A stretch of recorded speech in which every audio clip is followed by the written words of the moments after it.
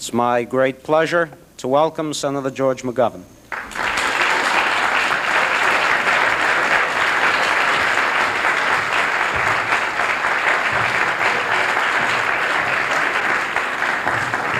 Thank you very much, Mr. Holman and members of the congregation. This has been an unusual Sunday for me. This morning I gave the sermon at the Arlington Street Church in Boston, one of the old historic Unitarian churches.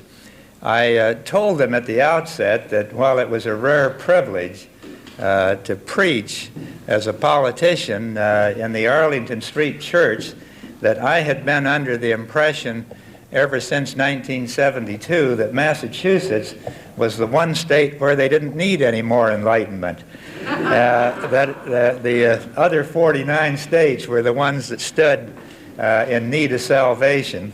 In any event, I'm delighted to be here before another group, this time in a synagogue, and to talk about my own concerns and views about the state of Israel, the Middle East, and especially as it bears on U.S. relations to Israel and to the states of the Middle East.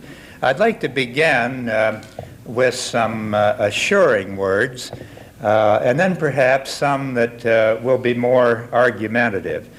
I would say, first of all, that in some 22 years in the United States Congress, 4 years in the House of Representatives, and 18 years in the United States Senate, not once in all of that time did I ever vote against a request for economic or military assistance for the state of Israel.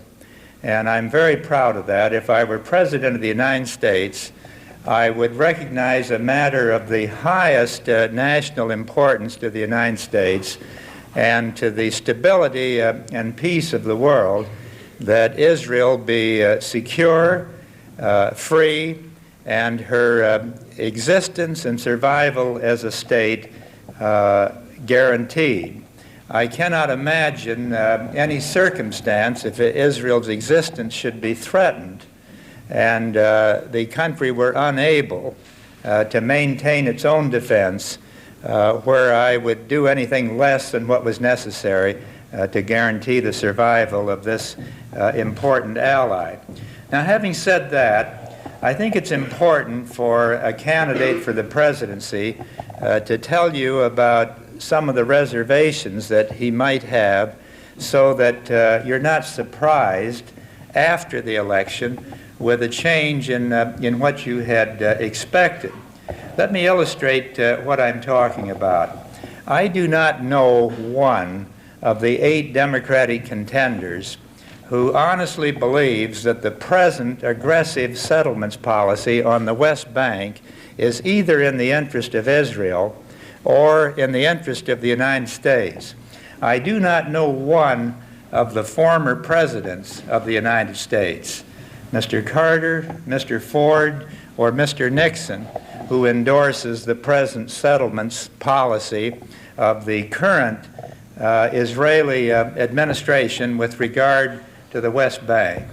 I also know that some of the most thoughtful Israeli political leaders are as disturbed, if not more so, about that policy than I am. For many years, I have counted among my friends a number of the Israeli political leaders. Most of them happen to be in the Labor Party, men like Shimon Peres, Abba Eban. Some are members of Mr. Begin's policy, Esser Weissman, who resigned a couple of years ago in opposition to the West Bank settlements policy of the Begin administration. So I hope all here will understand that when an American candidate for the presidency, an American politician, criticizes a particular policy being pursued by any given Israeli administration, that is not an anti-Israel position. And one of the things that disturbs me is that sometimes in my political career, when I have raised questions about a particular Israeli policy, or when I have offered what I thought was constructive criticism of the kind I direct at my own government.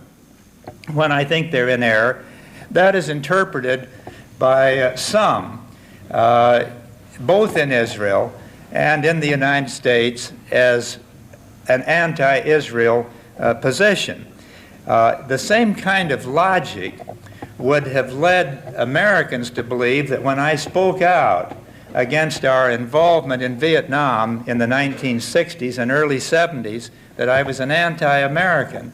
I spoke out against our deepening military involvement in Vietnam out of love for this country, out of devotion to what I thought was the national interest. And I wish all here would understand that on those one or two occasions where I've taken a different view from the Israeli government, it is not an anti-Israeli position, but one born out of genuine concern and love and admiration for that country, and a genuine hope that it will survive and prosper. Another instance where I thought the government of Israel behaved in a way that was not in their national interest was the deep penetration of Lebanon in 1982. Any kind of an invasion is at best questionable. If that one had stopped at the 25-mile zone, as we had thought was the original intention, perhaps the case for it could have been made more justifiable. But when you saw an invasion move across the state of Lebanon into Beirut, the shelling of one of the beautiful cities in the Middle East, I thought this was a great mistake that was beneath the high moral and political ideals that we think of when we think of the state of Israel. And it was a matter of some embarrassment to me as a member of the Democratic Party that our party, meeting in Philadelphia at mid-convention in the summer of 1982, in the wake of that invasion, passed a resolution praising Israel for reducing terrorism in the Middle East because of that particular invasion. I thought it complicated the chances for peace in the Middle East, that it added to the dangers confronting the people of Israel. I said so at the time, and I've seen no evidence since then to modify my position. But I came here tonight to lay on the line my criticisms as well as my support for the state of Israel, because I think that's the way a friend should behave. You are not a real friend when you see someone that you describe as a friend off the track, following a course that you think is not in their interest, if you tell them they're doing just fine, that you love them as much as ever, and that everything they're doing is praiseworthy and on the right track, when way down inside you believe it is not. So these are the concerns that are in my mind tonight. I want to mention two other factors, perhaps the only instances that I can think of where I myself have been publicly criticized by some of the groups that speak for Israel and that speak for the U.S. policy as it relates to Israel. On one occasion during the Carter administration, I followed a recommendation that I believed at the time was in our national interest. It was not a denial of aid to Israel, but it was support for an aid package that included jet aircraft for Egypt, for Saudi Arabia, and for the state of Israel. I did that under the argument of the State Department and the Carter administration that this might be one way of producing a more restrained and more constructive role on the part of the Egyptians and the Saudi Arabians. History will have to judge whether that was a sound decision or not. I can only tell you it was a decision that I shared with such longtime friends of Israel as former Senator Abe Ribicoff of the state of Connecticut, who helped lead the fight on the Senate floor for that particular military aid package involving those three countries in the Middle East. The only other instance that I want to just lay bare here tonight, so that there's nothing that comes up in our relationship that can be disturbing later on that you don't know about. In 1975, as the chairman of the Senate Subcommittee on the Middle East, I made a month-long tour of the Middle East. I spent about 8 days in the state of Israel visiting with the president, with the foreign minister, with numerous members of the Knesset, with a number of people in both political parties, including a man I was told by the American embassy would probably not go very far in Israeli politics, but nonetheless was an interesting, albeit curious personality, and that was when I first met Menachem Begin, soon to become the Prime Minister of Israel. In any event, on the occasion of that visit to the Middle East, I had an opportunity which I took for some 45 minutes in the city of Beirut to visit with Yasser Arafat, and I want all here to know that 90% of that time was devoted to a plea on my part that he recognize the state of Israel as a free, independent, permanent Jewish state. The whole conversation centered on that one issue, except for the time when I was responding to questions that he directed to me. In any event, I think I've told you everything I can think about in terms of my own record, both laudatory and perhaps controversial, and now I think I should stop and throw myself open to questions on anything I've said here or anything else on which you'd like to interrogate me tonight. Thanks so much for giving me this hearing.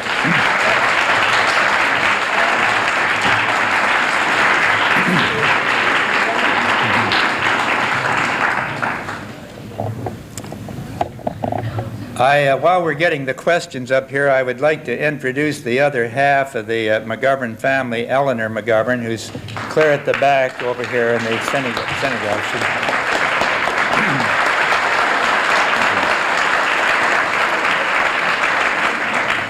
When I first started talking about running for president a second time, Eleanor was very much opposed to it, not because she's disinterested and against my views, but because she greatly feared that I would be disappointed in the outcome and perhaps hurt in the process. I don't mean physically hurt, but damaged in terms of my expectations.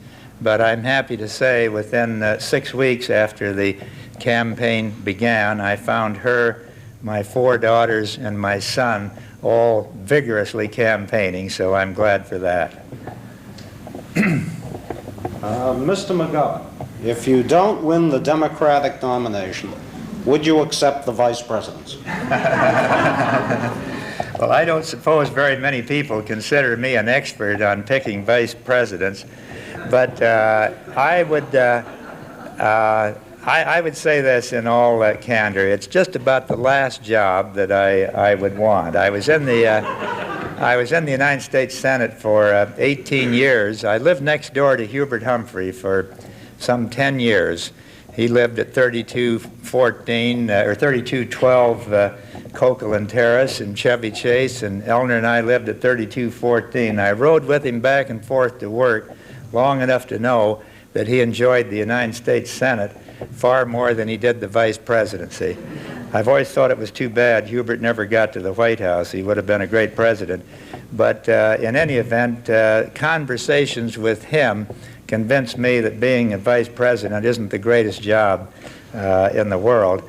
On a little more serious note, I suppose if somebody thought that I might make a difference and I might strengthen the ticket, I'd have to consider it. But believe me, that's not why I got into this race for the presidency.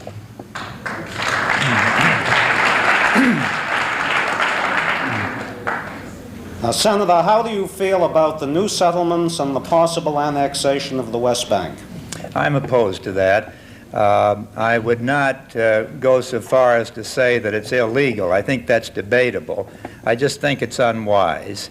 If Israel is ever to have peace with its neighbors, that Palestinian question has to be addressed. I think there are two fundamental rights in the Middle East. One is the Israeli right to exist as a free Jewish state behind secure and recognized borders.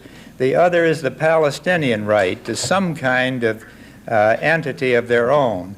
I wouldn't quarrel with the proposal that President Reagan made for federating the West Bank as a Palestinian area with the government of Jordan, some kind of federation of those two entities, but that wouldn't be practical if the West Bank is settled as is now happening. I would like to see these West Bank settlements halted on a voluntary basis by the Israeli government, and a real effort made to see if we couldn't get back into negotiations on the question of the Palestinian issue.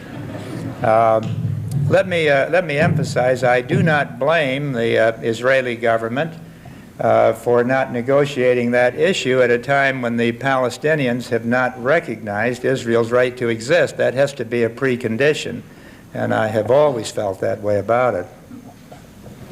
This must have been written by a lawyer in the audience because it appears to be a leading question. Why haven't the other candidates had more to say about the Arab money pouring into the Jackson campaign? Well, I think it's difficult for the other candidates to attack Jesse Jackson on that point. It isn't that we endorse what has happened any more than we would endorse some of the language that was attributed to the Reverend Jackson. But I think the matter is being well ventilated.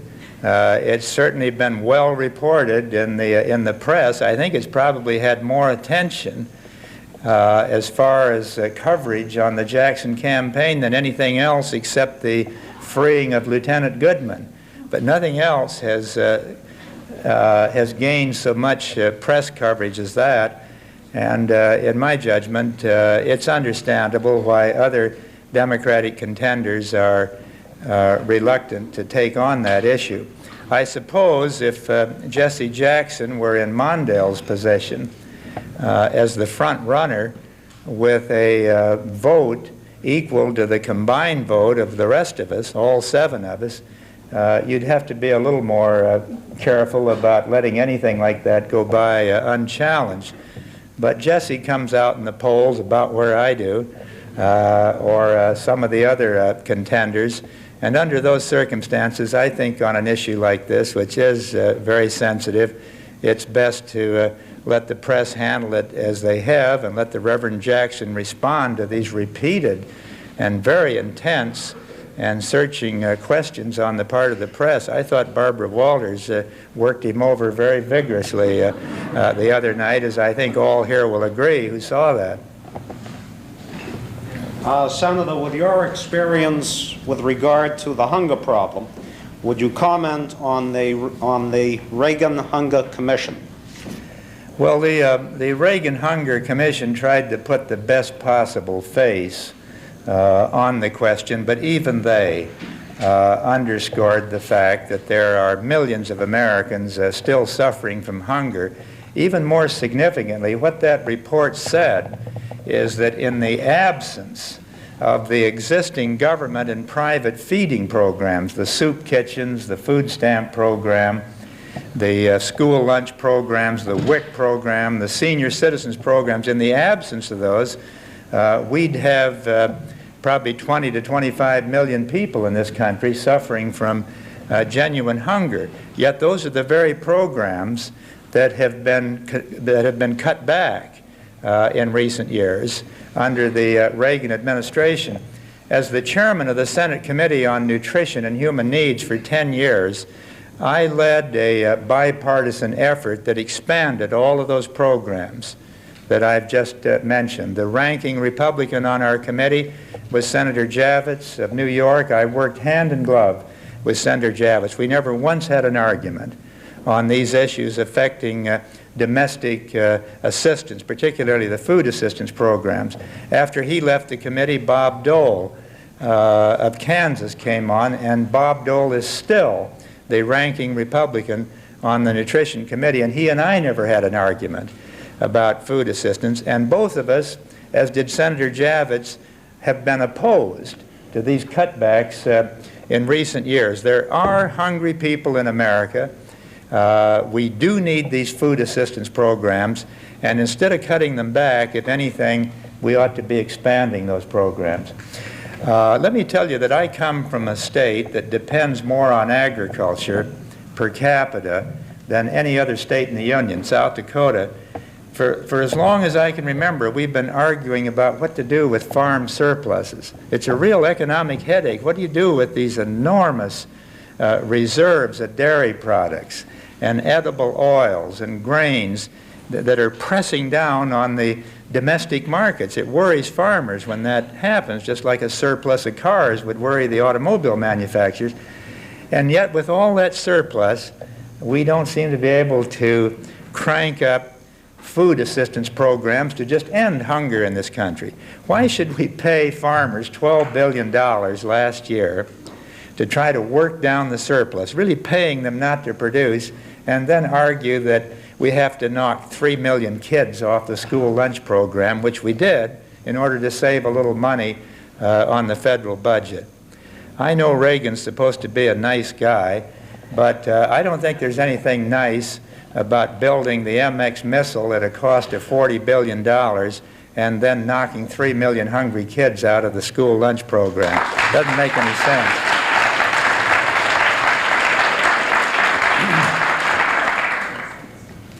Do you still support a guaranteed annual income?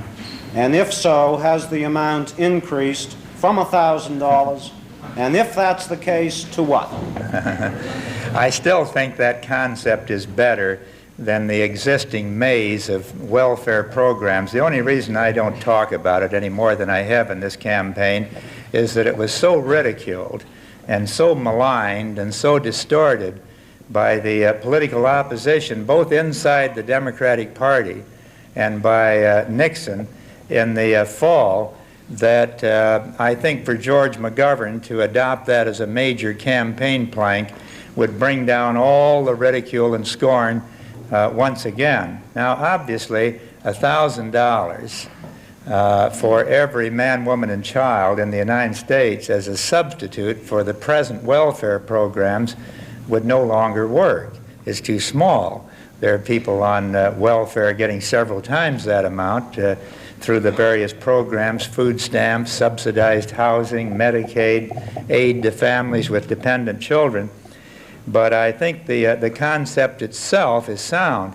A lot of people who ridicule the idea of a $1,000 tax credit, which is what I was proposing, for every American as a substitute for the current income tax exemption we get, don't stop to think that we all get a $1,000 exemption now.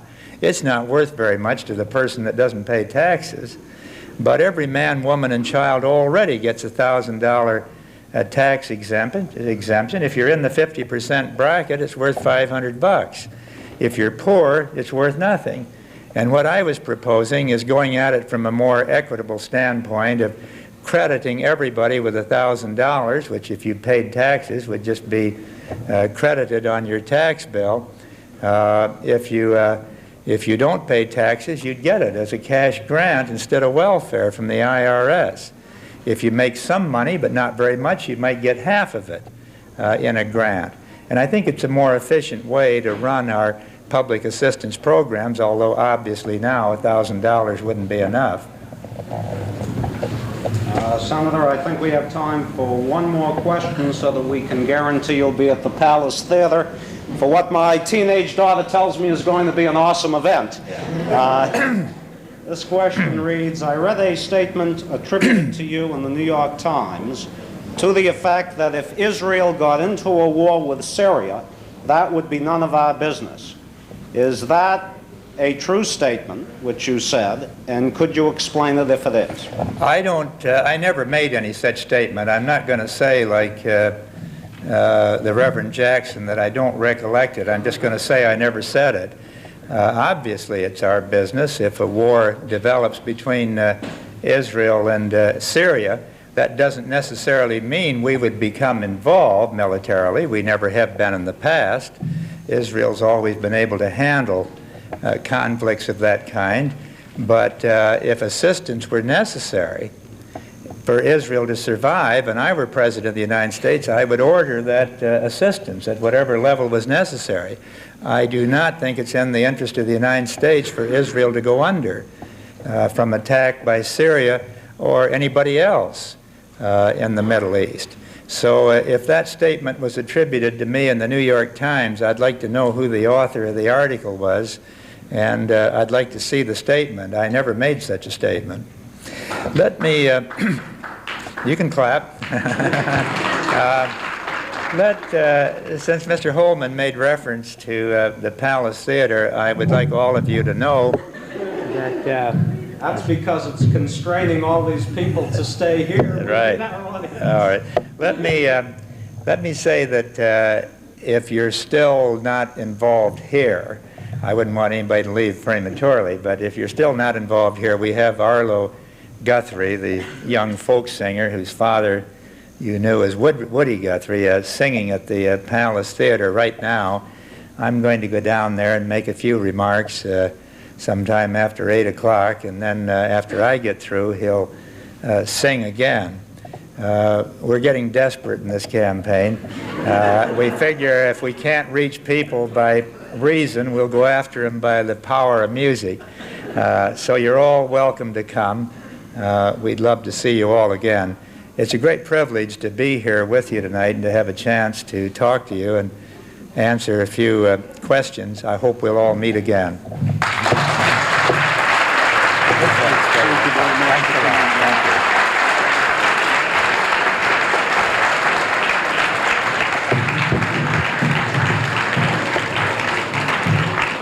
Thank you very much, Senator McGovern. We appreciate your time, and thank you for your comments. Let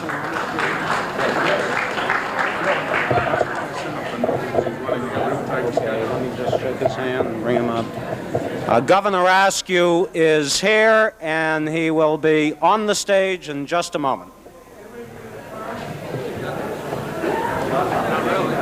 Yeah, there's some for the fall. Actually, it's great, but I don't have it.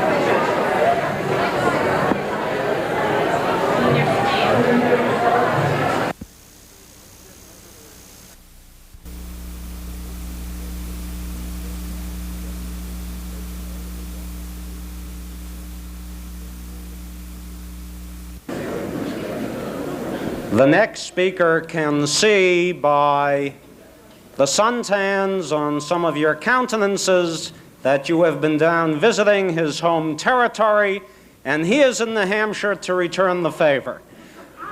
It's my pleasure to present Governor Reubin Askew. Thank you very much. Thank you.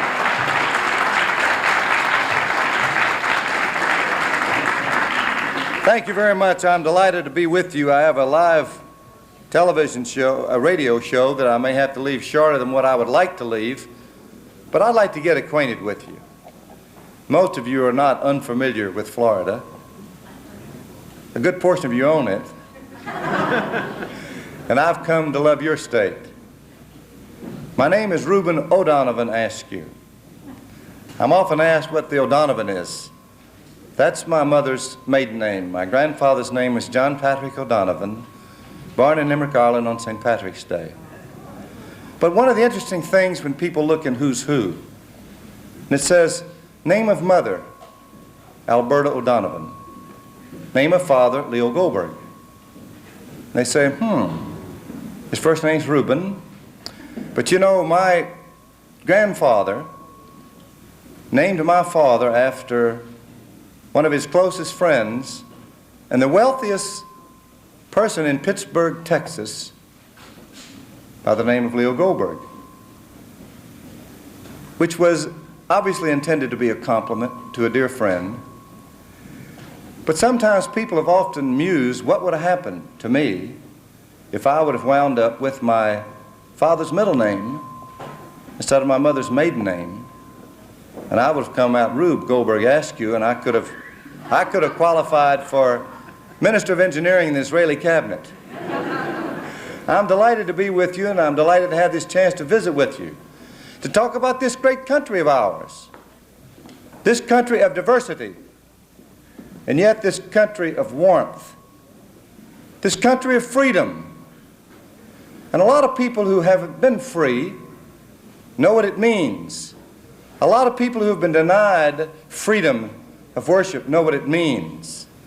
A lot of people who have been denied freedom of assembly know what it means. So how fortunate we are, first of all, to live in a free America. We have to make sure that we keep it that way.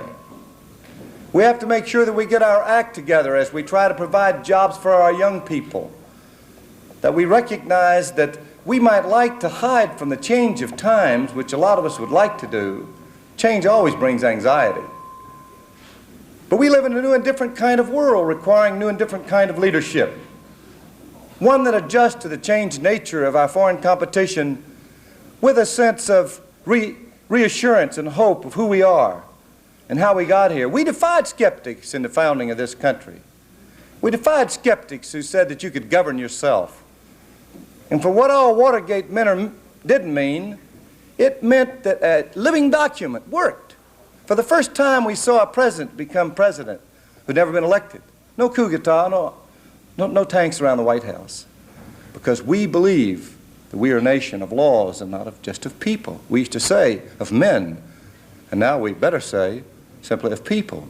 But the fact of the matter is we are a great nation, and as we enter the 3rd century, we ask ourselves, what kind of nation do we want to leave to our children and children's children? What else is there in life besides your children and your grandchildren? Now, if I didn't have that live radio program, I've got a grandchild, and I could really spend you some time telling about her. Her name is Rachel, from the Bible. But the fact is that I want to be your president, so I'll start off saying that. And it may sound presumptuous, but there doesn't seem to be any lack of those who seem to be presumptuous and want to be. But only in America could someone come from a family of very modest means like myself and aspire to become president. Modest means, that's a nice way of saying poor. I don't say how poor I am, because surely some of you will tell me how much poorer you were really than I do. There's an interesting thing, having been closely identified with so many Jewish people all my life, where everybody thinks that all the Jews are rich. I said, I got news for you. The fact is, who's worked any harder? You know, I was just leaving some Greek friends. Who works harder in restaurants than they do? But you know, work is what's been a part of the whole Judeo-Christian ethic. And that's one of the great strengths of our nation. And so when I reach out and talk about America, I reach out with a sense of excitement about what we have and what we want to share with the rest of the world. And we want to have a country that reaches out and says that we want peace in this world. Why in the world should the most important expanding item of exports be arms in this country? Why shouldn't we have expanded the Peace Corps instead of just talking only about arms?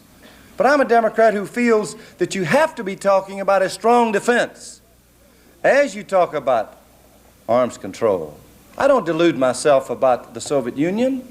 It's a reality. But I also know that you need to look them in the eye and keep your powder dry.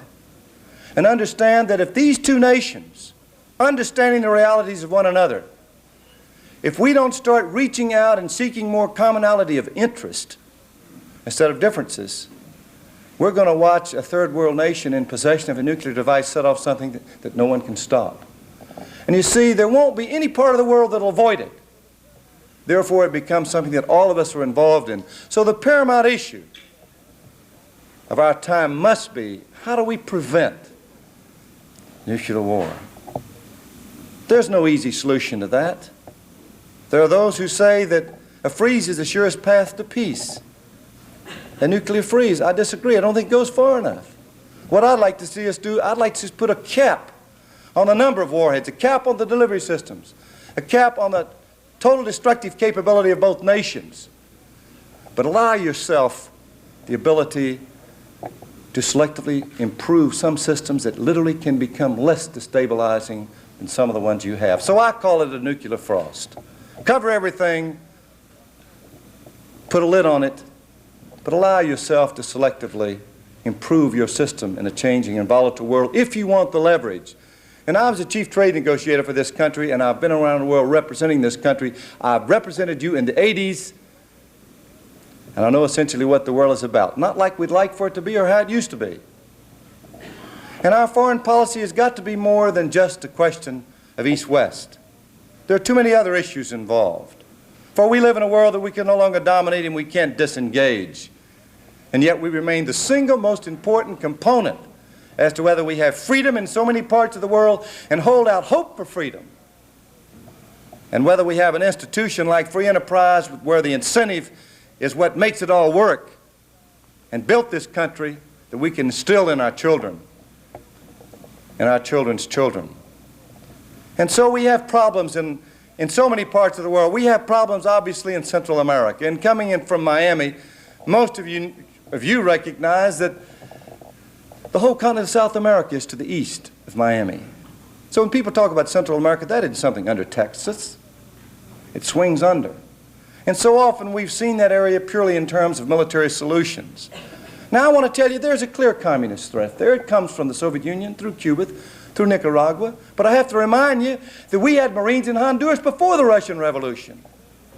The area suffers from illiteracy, poverty, disparity of wealth, social and political repression. And we have to make the long-term goals. Why be so critical of the Kissinger Commission? Maybe militarily on some of it I don't agree with, but we're talking about long-term economic goals. If that portion of the world is worth fighting for, why shouldn't it be worth trying to help over long terms? Why shouldn't we be thinking about sending in Peace Corps workers? And if it requires some selective military help, condition it on human rights. Jimmy Carter gets a pretty tough deal sometimes when people try to judge him. I think history is going to be kinder to him. But you know, the fact of the matter is that when you look to see where we are and how we got there, so often in that part of Central America, we saw every revolution as the problem because it disrupted the flow of business. How can we say that when we were a nation founded by revolution? Sometimes it's legitimate aspiration. It's just that you better make sure when you help it is conditioned to human rights. Because I happen to believe history is going to show that what Jimmy Carter said about human rights has got to remain part of the American legacy. You have got to be able, you've got to be able to blend the dispensing of power with the improvement of the world, or what hope is there for all of us? You see, the world has gotten smaller by communications and transportation, but we haven't gotten any closer. And this is a small planet.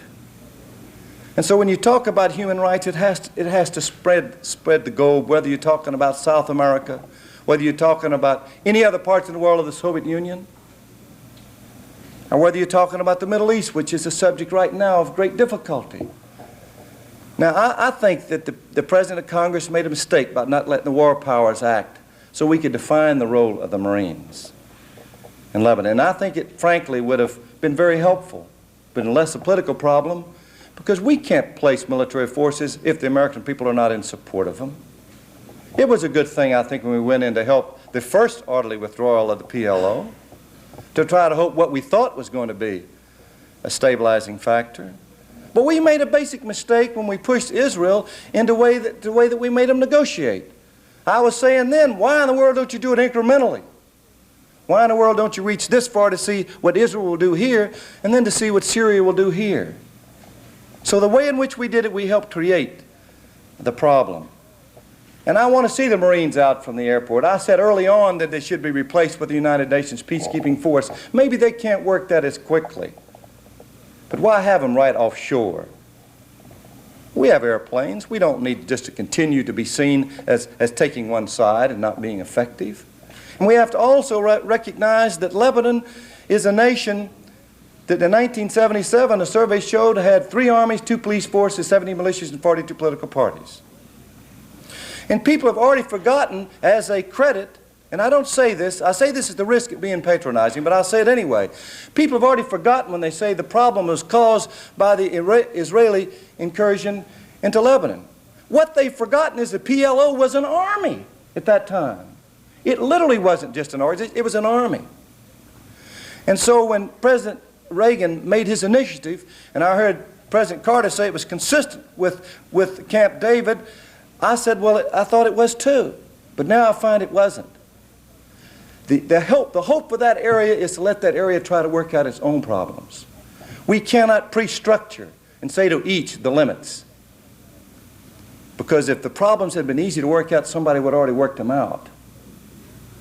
But I might also tell you that one of the best cost-effective things we do in that entire defense budget, which is way too high, is what we give Israel. Show me one area, whether you're talking about South Korean troops or Europe, where we've learned more about Soviet technology than in this. But you see, what I want to do is to try to furnish leadership that can possibly bring this country and the Soviet Union into better relations, understanding our differences. We owe it to the world, to the planet, to the species, to this. We have no alternative. I want to see this country be competitive. I don't want this country to have a diminished view of its own ability to compete. If it's an unfair trade practice, fight it. But when you get beat fair and square, then admit it.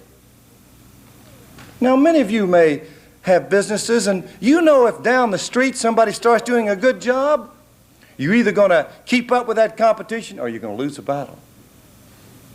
And I say to you, the United States is far too strong to accept the continued erosion of its industrial base and loss of job opportunity, and all it requires is remembering who we are, how we got here, and then get our act together between government, business, and labor. Recognize the reality and understand that if you can't produce a product at a competitive price, you're not going to sell it. But there's still an awful lot of good jobs out there with cooperation that'll make the difference. To understand that we're going to have to rebuild our educational system. Thomas Jefferson said that a nation that expects to be both ignorant and free expects something it never was and never will be. We're not talking just about the relevance between education and employability. We're talking about the very life of this republic. And to understand the whole changed nature of training, why companies have got to stay in a constant state of retraining, because we're living in the fastest moving technological revolution the world has ever known. What this country literally needs are national goals, the like of which we've not had since Franklin Roosevelt. And by that, I don't mean to say to duplicate the New Deal. We need to come together as a people in an entirely new way. We're looking at the 3rd century of our country as a republic living under that Constitution starting in 1987. What better time to bring it all and to realize how it fits in together? We are creating a permanent underclass in this country, unskilled and uneducated and without hope. And one day, my friends, we're going to wake up and they are going to think that the country doesn't care about them anymore. And they may not care about the country. And that shouldn't happen. So we've got to reach out and give them hope without creating unrealistic expectations. Because you know that a government must live within its means, and we haven't been doing that. So what we've got to do is we've got to make up our mind to live within our means. But not in a fictional way. To face up to where the money's spent and to be honest enough to say that we're not going to get control on these deficits except one way, and that is to moderate defense spending and have some fair tax adjustments and then cut some spending. And if you think you're going to do it all for the poor, that's wrong. They've already been hit too much too fast. Even nutritional programs, for an example, they ought to be restored. And so when you get in some of the areas, it may not be popular. But you see, I started fighting for civil rights in my area of the country where it wasn't popular either. But I thought it was basic. And I started fighting for reapportionment in an area of my state that stood to lose because I thought it was basic. And I think we have to get back to restructuring our educational system the right way and challenge the teachers and the students and the parents as part of national goals, with the president leading the way. And we need to get back to understanding that with all of this, if we don't protect our environment and our quality of life, where are we? And so I say that you can do this. A lot of it will depend on how effective you are, and that'll depend on how you get there.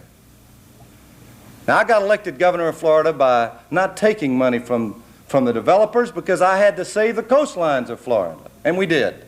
Every governor ought to serve 2 terms. You know why? You have the joy of the second term to make those programs work that you said were so good that you passed the first term. And so we set coastal construction setback lines in Florida. And I had to fight some of the business community because I didn't think they were paying their fair share of the tax.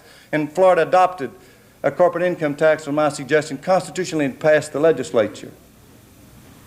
I even had to fight some of the judges to get trial court reform because justice must never get to the point that it's only for the wealthy.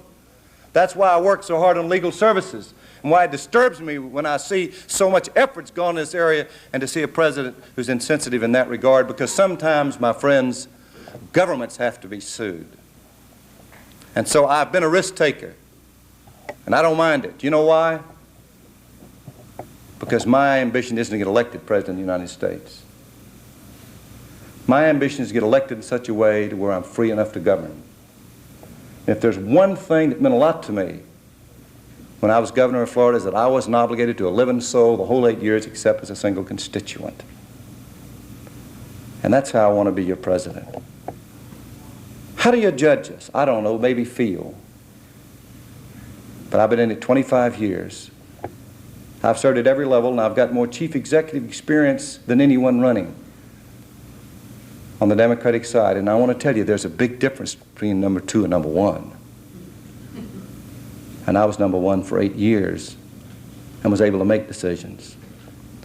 That's why I believe that I didn't accept Senator McGovern's offer, who just left in 1972 to be his vice president, and he indicated to me before the list grew long. I hadn't even gotten the governor's chair warm. Pat Goodell came to me before he came to Jimmy Carter, and I said no. I'd raised my children behind a fence, and I wanted to see them grow up. And looked back then, and I said I needed more experience working with the Congress. So I've headed a commission to select career ambassadors.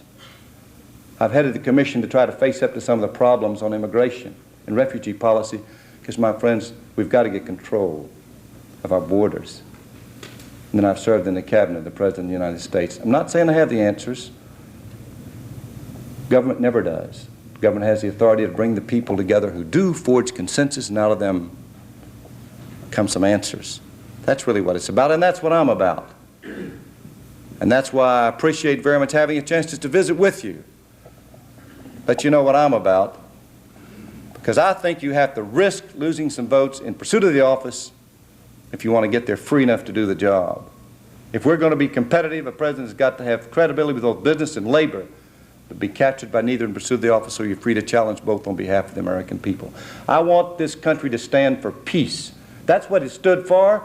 We had a monopoly on the atomic bomb, and Bernard Baruch recommended, we said we'd turn it all over the United Nations in 1946 and destroy them all. Then the Soviet Union said no. We shouldn't have been put in the position we're put in right now. But when you come to arms and gold, remember, you're not talking about a grain agreement with Canada. Send your people in with strength. Don't put them in where they've got to produce a political solution in a few days and expect anything but all the leverage to be on their side and the pressure on us, because ultimately the fate of the world is at stake. That's by far the most important in making America work again. That's my vision, that's my goal, and that's what I think I can do. And now I'd like to take your questions.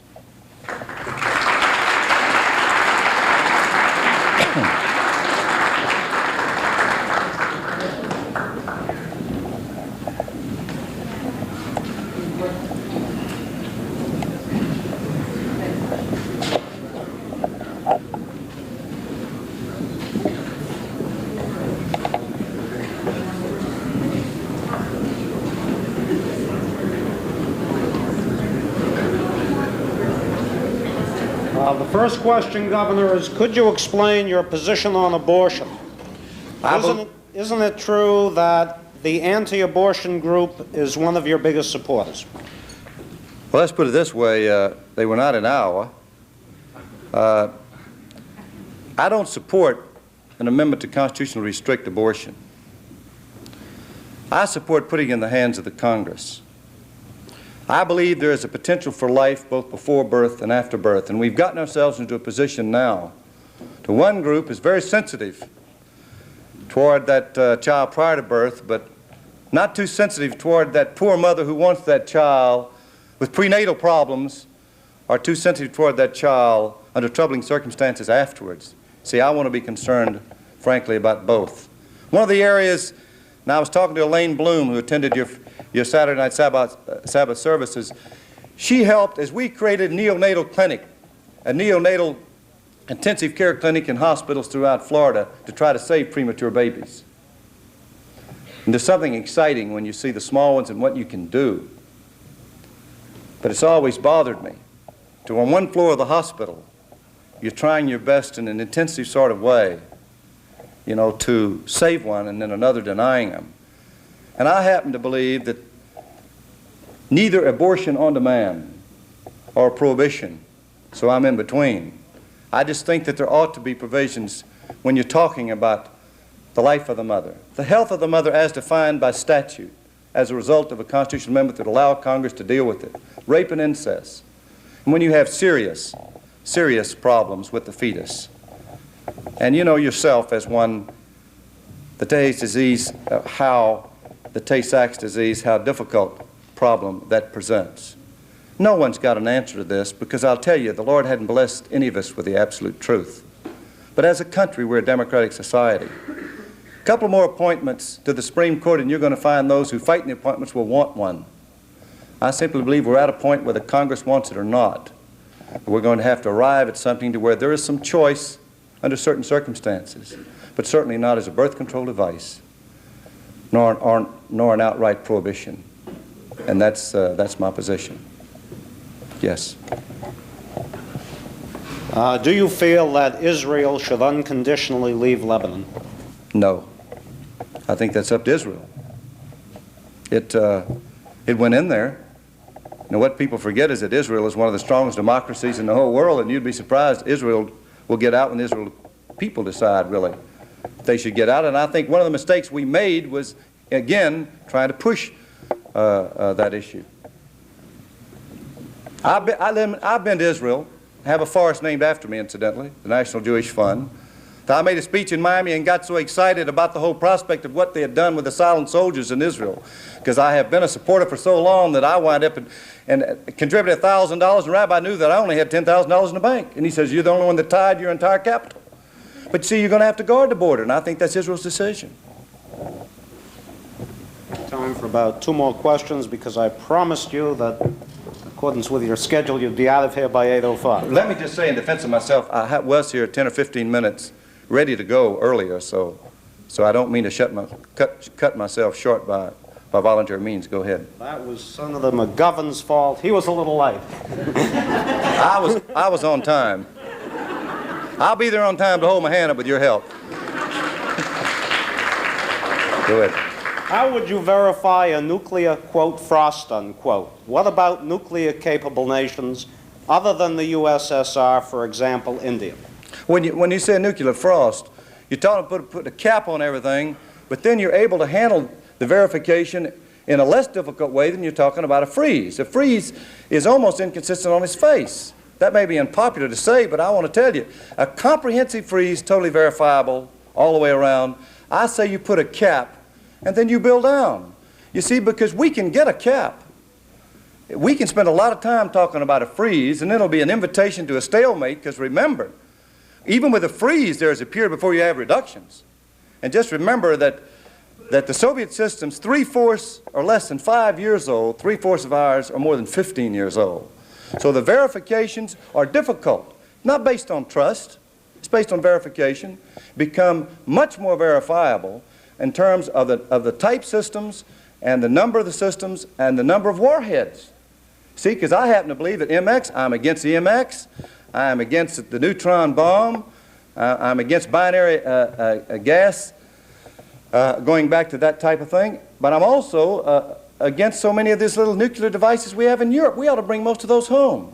Battlefield, they call them. No one's got around to saying what strategy you ever utilize them. The more danger, really, than to ourselves. But with the aggregate total destructive capability is formula, and you're going to have to depend upon some. But you will not put your negotiator in a position to immediately expect an answer within a few days. Now, some people running for president think they're going to go right over there and bring it home. They're not going to let the next president have 100 days like they did Roosevelt. They're going to want to know why you don't do it in 30. If it took us years to negotiate the verification of SALT II, what makes us think we're going to negotiate them quickly into a total freeze? I don't think the freeze goes far enough. I think my program offers much more reality to have some agreement and then selectively build down all during the time you're trying to have a greater agreement and result in a more effective one. The last question, Governor, is, this is a good one, how do you feel about the fairness of the press's coverage of your campaign? I don't know of a candidate. You know, I'm a trial lawyer. And Greenberg, Troik, Askew, Hoffman, Lipoff, Rosen, and Wolf, in case any of you need some help, in 5790501 in Miami. Haven't practiced lately. Mel Greenberg, my law partner, would appreciate that. I don't think that any trial lawyer ever thinks they've done all that they'd like to do. I don't know of any candidate that jumps up and down and say, I got all the press I wanted. But there's a certain amount of reality involved. And I'm not upset about the press. I just would like to have gotten more, obviously, as all of us would, and that's why I'm here, and that's why I'm getting the cameras. That's why I was on 2 live stations tonight. You get it while it's free. You see, because I didn't accept a dime. I didn't accept a dime from Political Action Committee contributions, and it may have been the difference of what some of those who did with the $250,000 that could put me on television more that would have improved that situation. But I want to tell you, the political action committees right now are distorting the political process in this Congress. And until you have a president that's free enough to call the shots between business and labor and other PACs, you're not going to have a president that really is going to represent each one of you individually. So I hope after New Hampshire we're going to get more press. But sometimes politicians get upset at not making the news, but then they don't say anything newsworthy. So ultimately, that's what's involved, and we've tried. Can I close it? Let me just tell you again that I think I can make you a good president. But more than that, I want to be able to come back and look you in the eye and say that I kept faith with you. And I can't do that if I negotiate away all of my options in the process. Because again, my ambition is to get elected president, to be president and be a good one. You have an exceptional opportunity here in New Hampshire. And somebody says, do you think they'll vote for another Southerner? Can you imagine in Miami? You know, I qualify for funding in several New England states without leaving Miami. It's somewhat a microcosm of the nation. The fact of the matter is that I come with a sense of confidence in this country and what it's done for me, and with an overflowing heart of gratitude of just being able to participate in the process. And I thank you, so I don't do to Mr. Jackson what Mr. McGovern did to me in terms of overstaying my time. I thank you for the privilege of giving this chance so you would get to know Mrs. Askew's youngest son, Reubin. Thank you. Thank you very much.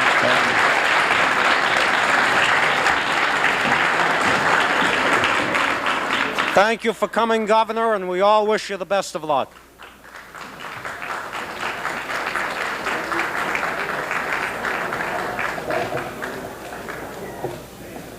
We are going to take about a 2-minute respite.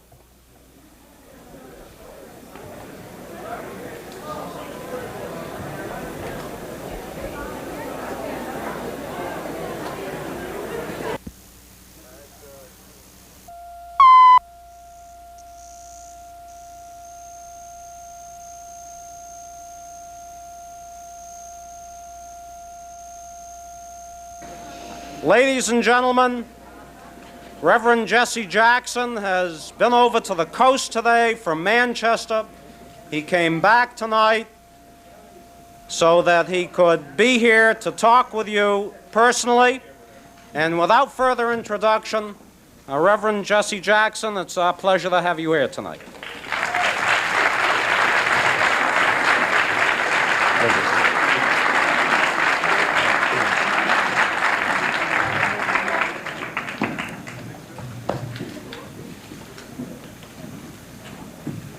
Let me express my delight have this opportunity to share with you on this occasion and to express my special thanks to the people of New Hampshire who have been good enough during these last few months to me and to my family to be congenial as hosts as we seek about the mission to revive and redeem and reconcile our nation. There is a story in the Bible about Jacob wrestling with an angel.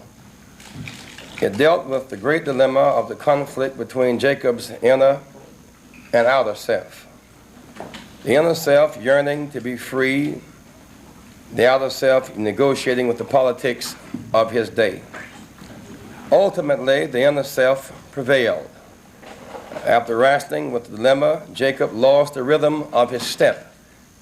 He came up lame, but the freedom of his soul was restored, and thus he is worthy of recognition in the Holy Writ. There are temptations before us as leaders to do that which is popular or expedient because our humanity yearns for acceptance in the face of so much rejection.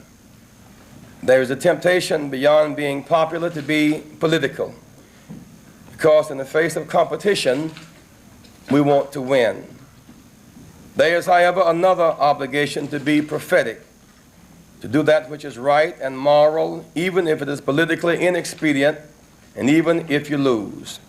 For even if we should gain the whole world but lose our souls, we have gained nothing. Apart from the politics of the day, and the give and take of combat, our irreducible essence must be our integrity. That is non-negotiable. That water cannot drown. That fire cannot burn. That politics will not compromise. The delay in coming to this temple tonight must be seen from several perspectives. First, because I like to be accepted in the Lord's house. There is a statement of relief in the scripture that says, I was glad when they said unto me, let us go into the house of the Lord. When I listened to the late Rabbi Abraham Heschel, when I listened to the late Dr. Howard Thurman preach in the temple, I felt welcome.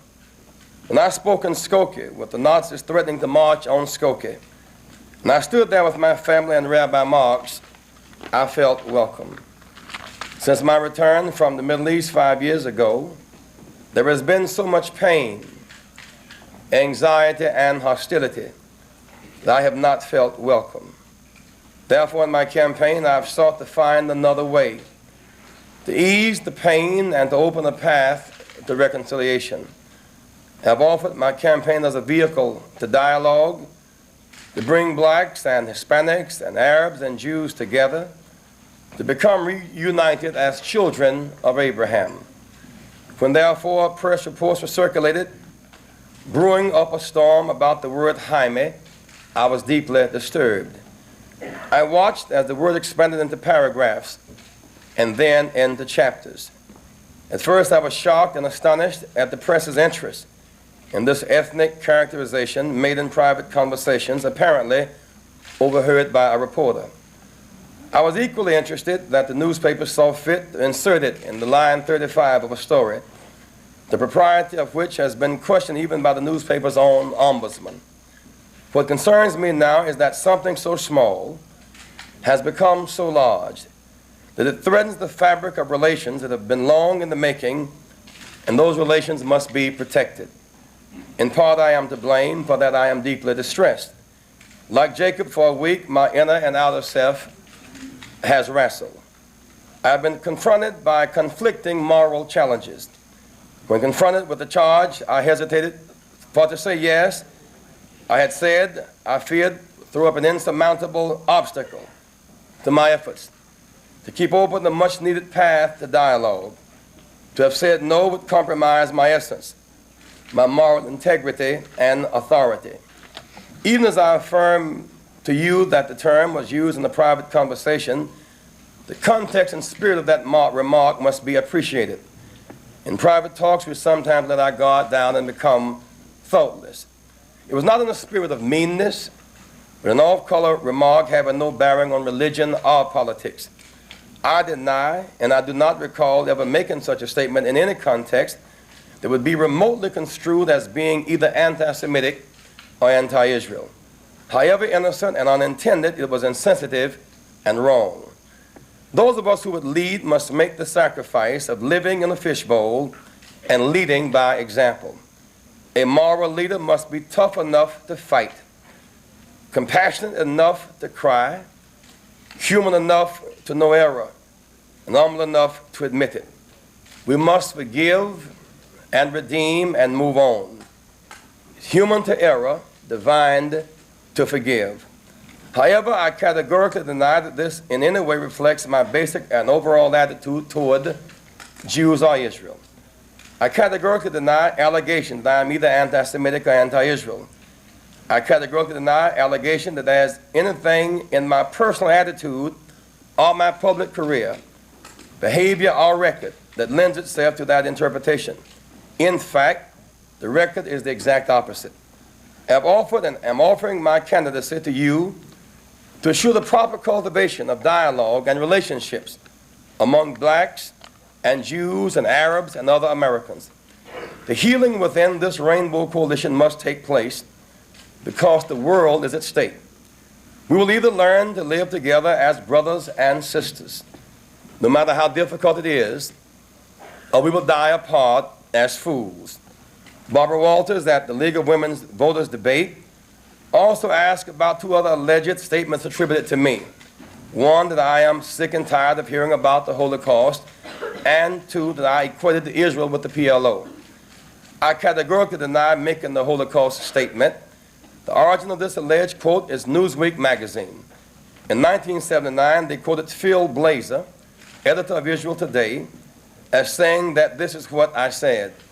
And the reason this alleged quote keeps coming up is that the head of B'nai B'rith's Anti-Defamation League, Nathan Perlmutter, has circulated a 19-page, single-page memo to a wide range of reporters and opinion makers in an attempt to discredit, disrupt, and destroy my campaign. The context of the alleged but false quotation was a visit I made to the Vat Yeshem Museum in Israel. After visiting the museum and being moved by what I saw, I expressed my genuine sadness and said that it was tragic and should never again be allowed to happen. Because I refuse to say that it was unique, I know the history of black Americans, Armenians, and others. Mr. Blazer was upset and gave this false quote to a reporter. The allegation about equating the PLO and Israel must also be seen in context. Israel constantly refers to the military arm of the PLO as terrorists and to its own military army as soldiers. The PLO refers to its military arm as soldiers and to Israel's military arm as imperialists. In war, both sides see their own military as soldiers fighting a just cause while they attempt to dehumanize the enemy. My point is that whether a PLO soldier plants a bomb in a garbage can or an Israeli soldier drops a bomb from an airplane, the bottom line is the same: death all around. We must go to life. My position is that the U.S. should side with neither act, but use its diplomatic and economic strength to reconcile both peoples so that the cycle of pain can end. It is the human rights position which so antagonizes some elements in the Jewish community, though I'm well aware that many Jews, both in Israel and in America, share our view. But among some who oppose our view, there is an organized effort to destroy this campaign and candidacy. Jews Against Jackson, Ruin Jesse Ruin, the JDL, and Maya Kahane, a 19-page memo to opinion makers from JDL, and much more.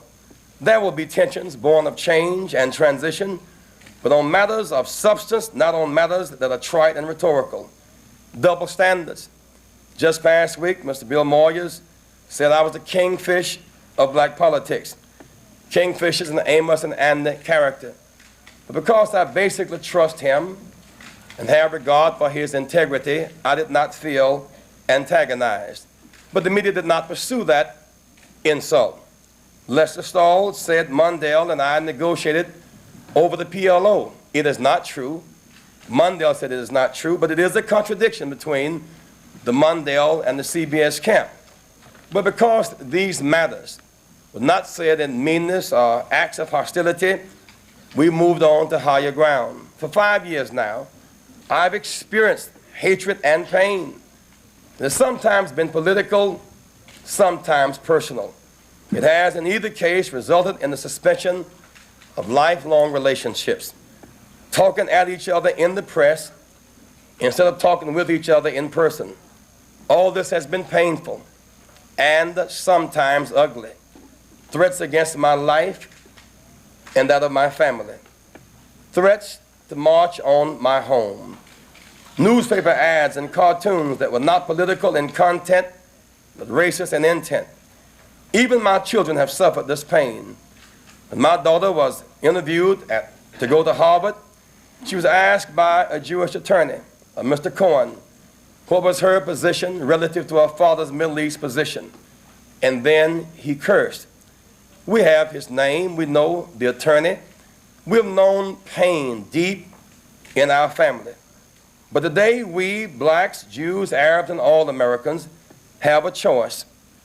We can take the low road of continued antagonism and mistrust, or we can turn aside all hatred and find another way. This is the moment, like others throughout history, where great decisions must be made and where our mettle is tested. It was Nathan, a lowly prophet, who had the courage to tell David, a powerful king, that he was wrong. His mettle was tested. It was John Kennedy admitting that he had made a mistake in the Cuban Missile Crisis. His mettle was tested.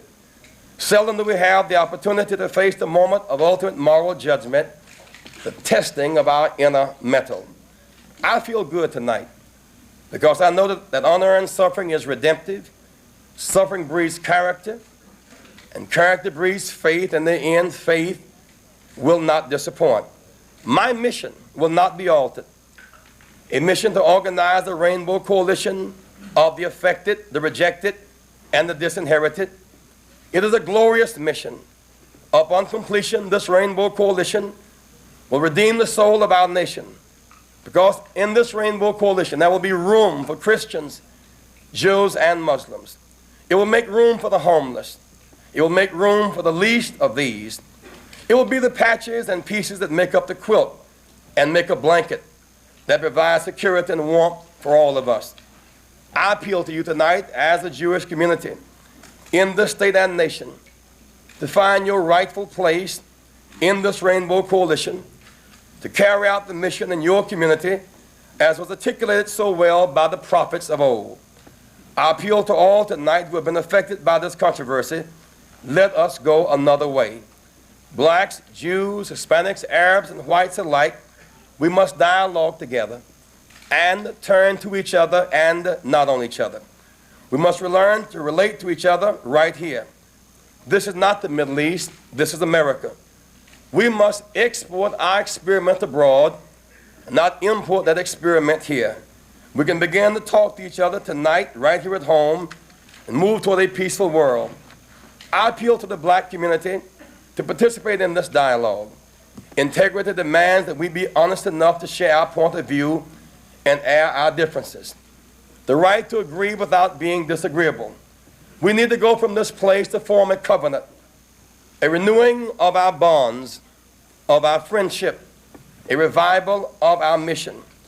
We need to sign a covenant that binds wounds, a covenant that ends war, a covenant that will retrieve the longings of our souls for peace and justice. Surely this night as we gather in this place, Rabbi Abraham Heschel and Martin Luther King sits high and look low, and their souls must rejoice in our chance and our challenge to share and to grow and to move to higher ground. Thank you very much.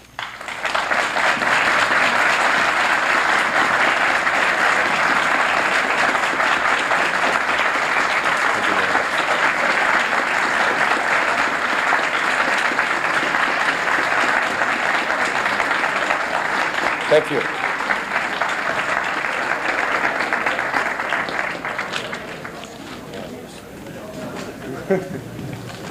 Reverend Jackson, we have a number of questions from the audience, and I'll just pick a few in view of the time.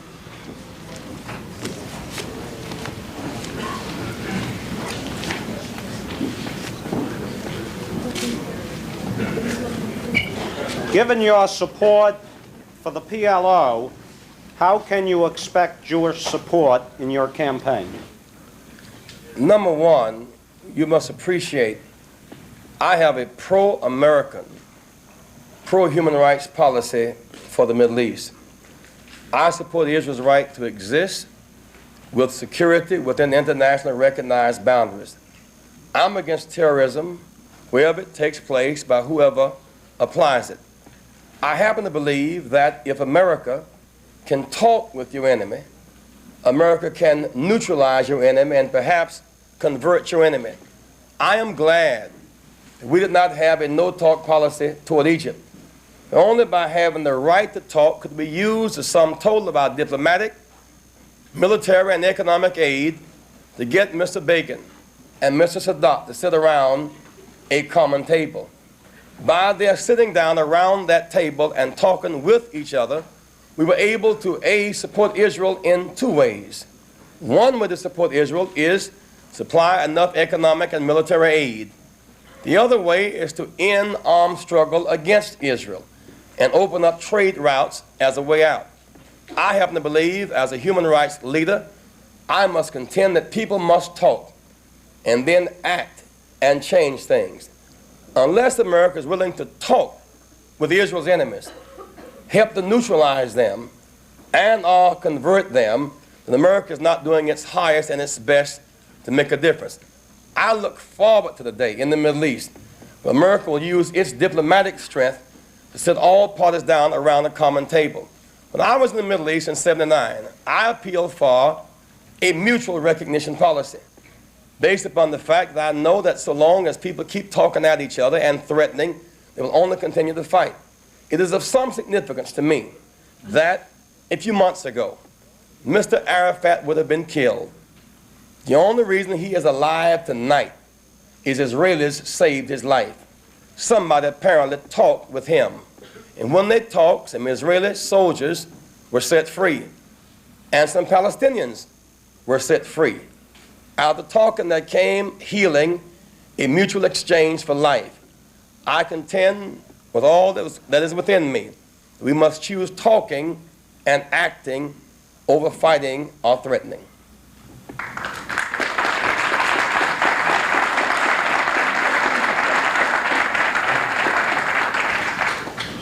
When did you first become aware that PUSH was receiving substantial sums of money from the Arab League, and will you continue to have PUSH receive substantial sums from the Arab League?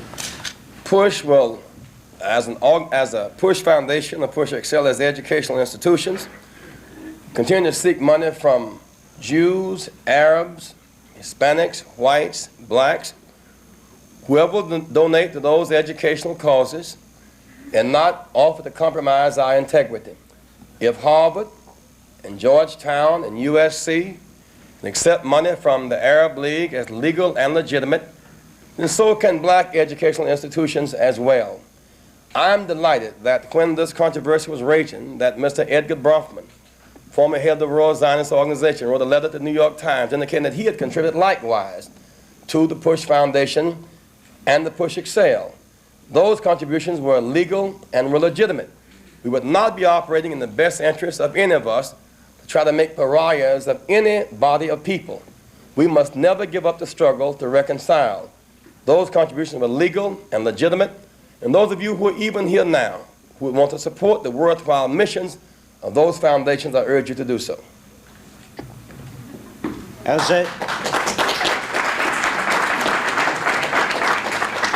As a candidate with no prior experience as an elected official in either state or federal government, what qualifications do you feel you have vis-a-vis the other major candidates that qualifies you for the presidency of the United States? Well, it comes in two categories. One category is To qualify, you must be age 35 and an American and gather votes.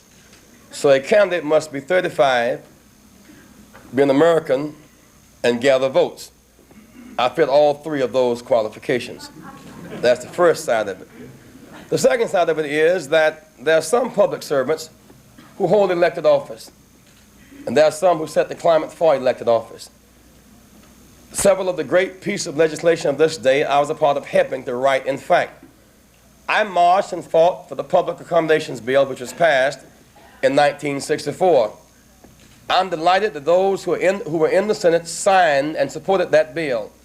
It was easier to sign off on the bill than to march and risk your life for it. Cheney and Swerner and Goodman and Viola Luiso and James Reed did as much as leaders and legislators in Alabama and Mississippi as those who signed off on it in Washington. That too is leadership.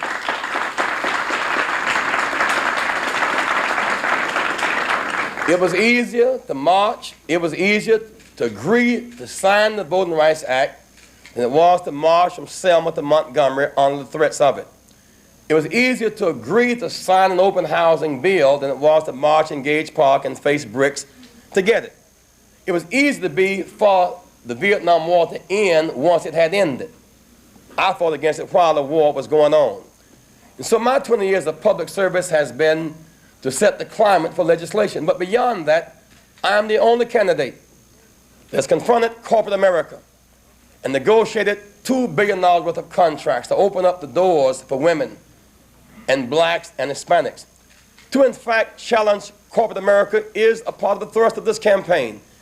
There's a $900 billion public economy, but a $3 trillion private economy. 5 of every 6 jobs are in the private economy. Unless we have the ability to demand accountability there. Acid rain comes from the corporate side. Toxic waste comes from the corporate side.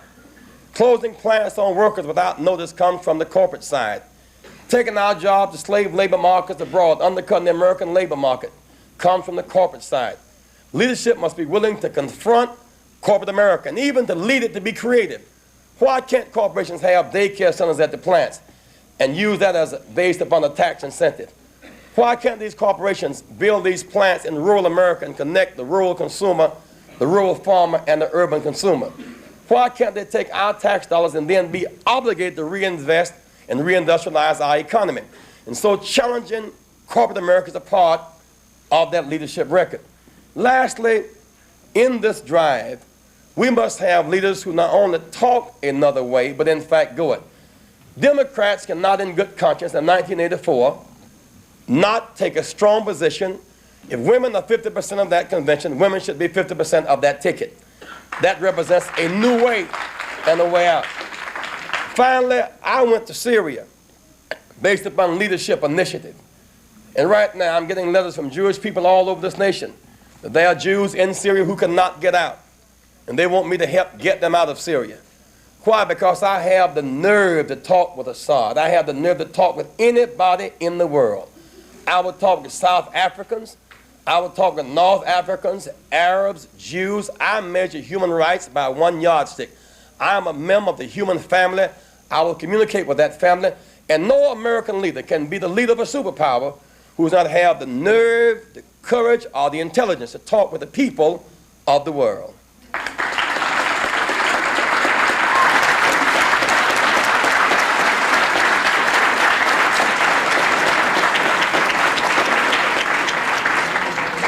What is your position regarding prayer in the public schools?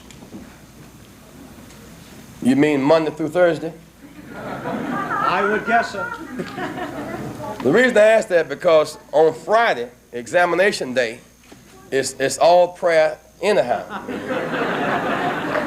All during the time I was in, they prayed all day on Friday because they partied all night on Thursday, so you have to pray on Friday.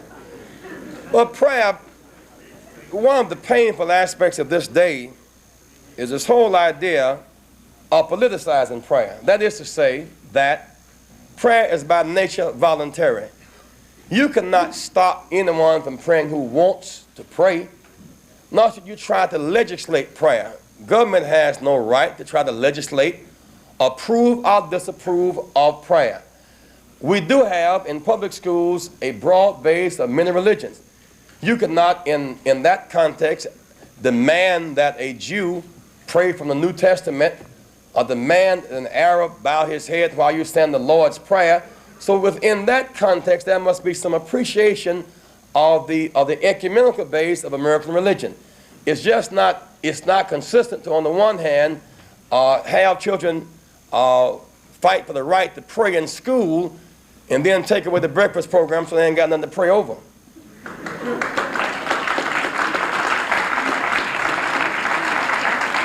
I mean, don't have anything to pray over. Two more questions, Reverend Jackson. I have many more, but... No, go right on. We found into it. Go on. You ask all night long. Yeah. So every question on y'all's mind is asked all night. I start to ask every one of them. That's right. It's ask questions that you get feeling good. You've got a very tiring schedule today. But I'm excited, so go on. All right.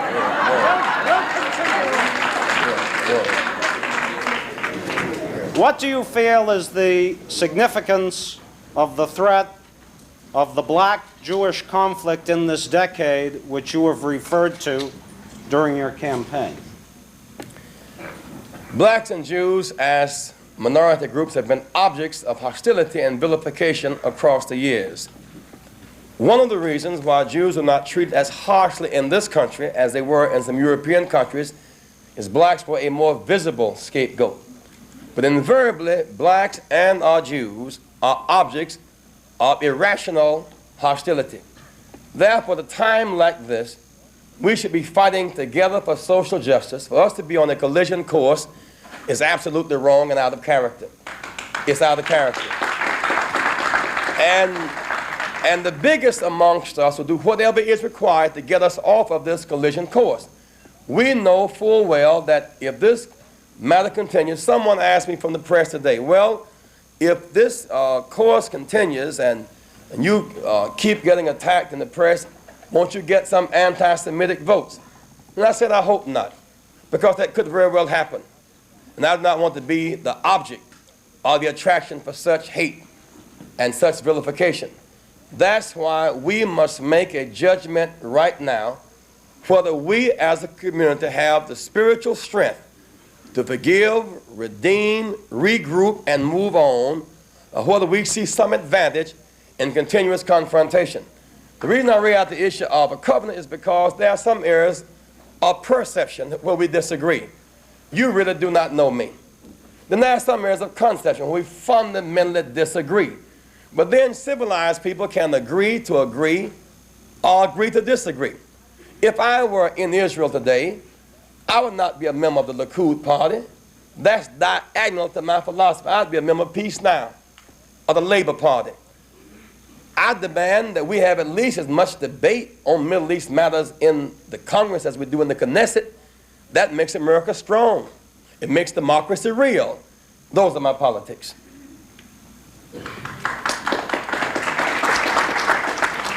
Is there a woman by name whom you would consider as your vice presidential running mate? There are really several. There's Pat Schroeder from Colorado. There's Maxine Waters from California. There's Dianne Feinstein from San Francisco. There is Barbara Jordan. There is Mrs. McCloskey, Mrs. Ferraro. Point is, there are a body of qualified women to be vice president, indeed to be president. If in fact, Mrs. Indira Gandhi can guide India, a nation of 600 million people, if Golda Meir could guide Israel during a time of war, and Mrs. Thatcher can guide Britain, and poor people can survive 3 years of Reagan, surely a woman can guide this nation. No doubt in my mind.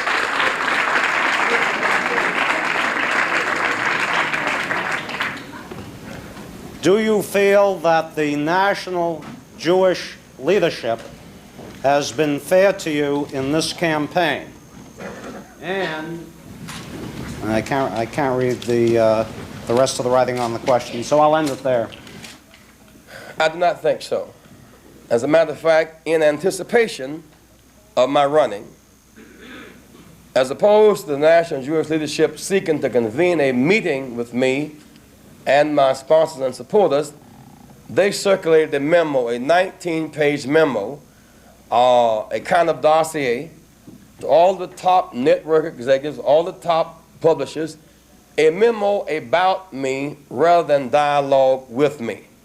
And the extent to which people are responsible, at least they talk with people, not at them or about them. I hope that we will be able to translate this particular stumbling block into a stepping stone and have the dialogue that's necessary to get us on the right track again. Because now 10 or 12 years of strain, Ocean Hills, Brownsville, in Brooklyn, and bus stop in LA, and Mbaki, and South Africa, and a number of other very critical areas, we've gone further and further away from the kind of dialogue that we need to agree in areas where we agree, and then disagree where we disagree. And suppose we disagree on 3 issues out of 10, we're still batting 700. We have unfortunately devolved to a one-issue relationship, and that is unfortunate, and we as a people should be more civil than that. If you had it to do all over again, is there anything which you have done in your campaign in New Hampshire which you would not have done? No, I probably would have started earlier and come up here and got some money from y'all to help finance it and make it, so I get some television ads. I had to do it all over again. As I look at our campaign, we have the poorest finance but the richest campaign in New Hampshire. We've spent less money and penetrated deeper because we've raised the great good issues of our day. Our drive to end the misery index for the poor, the danger index for everybody, to fight for social justice, to get our young people on the books, and to revive those who had dropped out back into mainstream politics again. Our campaign has been a very successful campaign.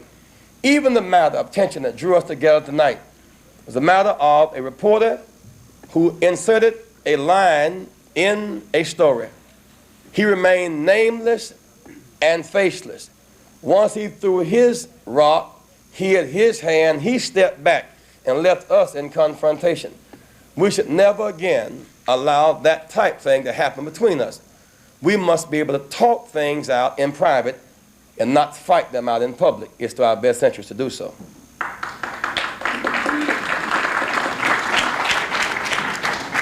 The Islamic gathering in Chicago said that if Jews line up against Jesse, they line up against all of us.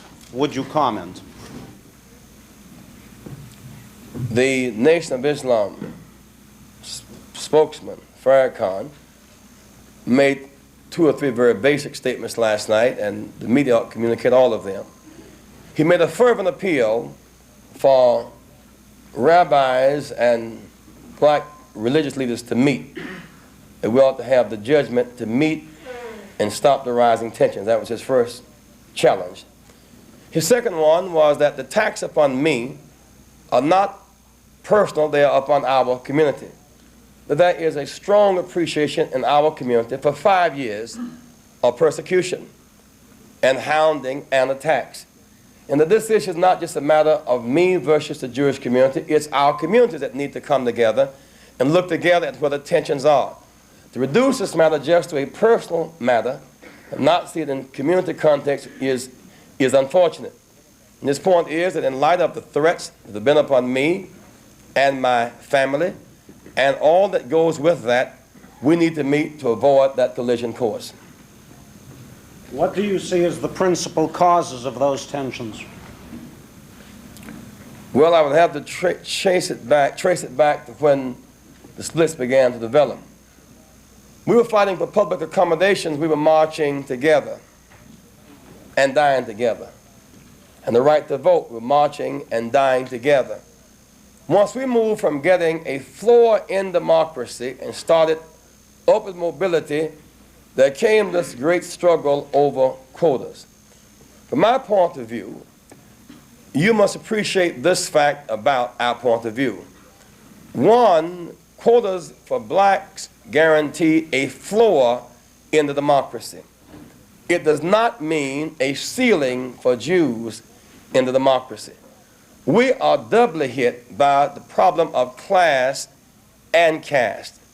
So we were locked out by law. Unless we're locked in by law, we cannot grow. The result of Baki has been, in the last 5 years, there's a noticeable put down of blacks in undergraduate school. They once felt they had the obligation to recruit in graduate school and in the teaching professions, particularly at the university level. This matter, even of quotas, should have been a matter to be resolved around serious debate as opposed to a lot of articles and public confrontation. So the whole idea of quotas and upward mobility became a matter of great tension. Then, of course, the matter of bus stop in Los Angeles, another matter of great tension. These are areas over the last 10 years that kept growing deeper and deeper, over which there has been too little dialogue to resolve that conflict.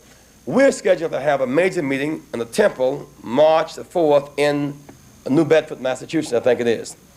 And then with the presidents of the Jewish organizations in New York, I think around March 21st. I would hope that these matters of agreement and disagreement can become matters of an agenda item, an agenda to be worked out, and then some timetable to discuss these matters in some orderly and civil fashion. What would your administration do in particular to improve American public education? Two things. Number one, my position is that our strength as a nation is not in guided missiles first, it's in developed minds first. So I cannot reconcile cutting back American education while increasing aid to El Salvador. It's a conflict. I cannot see 75% of all of our scientists working on ways to overkill the world and have no energy left to, in fact, build and develop. I would tend to go another way. Our schools, on the one hand, need adequate money. They need enough money to pay teachers livable wages and end the strikes that traumatize our school system. On the other hand, opportunity is just one side of our crisis. The other side is effort. Our children are averaging, by age 15, they've watched 18,000 hours of television and about 22,000 hours of radio, compared with 11,000 hours of school and less than 3,000 hours of church or temple, which means the mass media, quantitatively, has more access to their minds and qualitatively the impressions are deeper than home, church, and school combined. If you watch 5 hours of TV a night, you're choosing entertainment over education. There's no way even government can save you if you're watching television rather than wrestling with the hard facts of educational development. So my challenge is a twofold one. One, adequate money for education on the one hand, and on the other hand, a commitment to the kind of effort that closes the gap where money can never reach.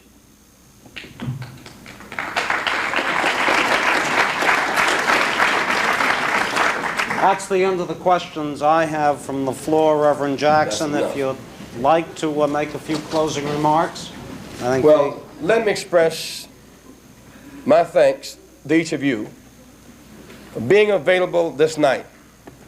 I would like to appeal to you to find your place in the Rainbow Coalition and to have expanded participation. Most of the leadership of our group in New Hampshire and Vermont happen to be Jewish. Tonight, Barry Commoner, who was to share and speak to you tonight, who was a part of our organizing of the entire campaign, of course, is Jewish, is Jew, totally not half, but Jewish. And Jim Zogby, who is from the, Jim, what's your group? The American Arab Anti-Discrimination League, likewise was to share in this dialogue as well. So one of my appeals is that those of you who are here who want to join this movement to do so, for you are welcome. My impression is that many of you didn't think that you were welcome. You are indeed welcome. And I would hope that we would again reunite our proud traditions of social justice at home, and peace abroad. Thank you, and God bless you.